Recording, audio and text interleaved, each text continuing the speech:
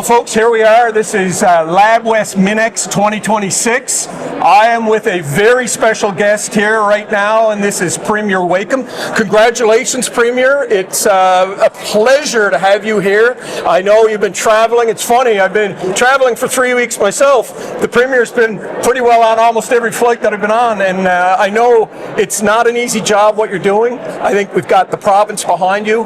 But before I say anything else, maybe if you introduce yourself to some people that might not know a little bit about, and touch on some things that you would like to. Well, Jerry, I grew up in Placentia, and my family roots are in a little fishing village called Pitty Fort. So, from a little boy from Placentia to become Premier Newfoundland and Labrador, it's a pretty humbling experience, and I don't take that lightly. I mean, the people of Newfoundland and Labrador have put their trust in me and my government to deliver for them, and that's what we're going to do. We're going to deliver on those three platforms we keep talking about: better health access to health care, lower taxes, and safer communities. Well, Premier, I think people may not know this. You have a little bit of an entrepreneurial background yourself. Are you okay on touching on that a little bit? Sure. I mean, I go back to my early days when I was in grade 8, going door to door selling codfish in Placentia. Selling what? Codfish. My uncle was a fisherman. My father part-time fisherman with him. And so when they'd be salty, they'd sell to the plant, and then they'd turn around and bring some to salt. And what they didn't want to salt, I could take and go around the neighborhood. And 50 cents for a small fish, they had on $1 for a large one. And but over the years, I've been involved in a number of different private industries, from everything from owning a movie theater to being a franchisee for Kentucky Fried Chicken. Well, that excites me. When we founded Gale Force Winds, it was all about interviewing entrepreneurs, and it's morphed into politicians and premiers.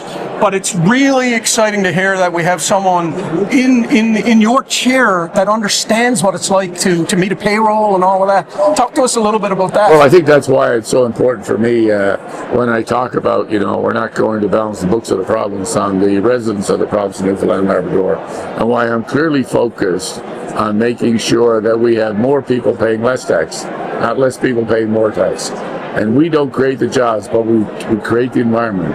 We've got to get our economy moving. We've got to find that investment. And we've got to create industry in Newfoundland and Labrador. I have said it's too long we've been just simply selling our natural resources. It's time we develop them. I'm not going to keep you much longer. I know you only got a couple of minutes, but I do want to talk about the mining sector in particular. Gale Force Winds, this is our 8th mining show in Newfoundland and Labrador. I'm really proud of the body of work we've done. About 500 interviews. You're probably our 501st interview.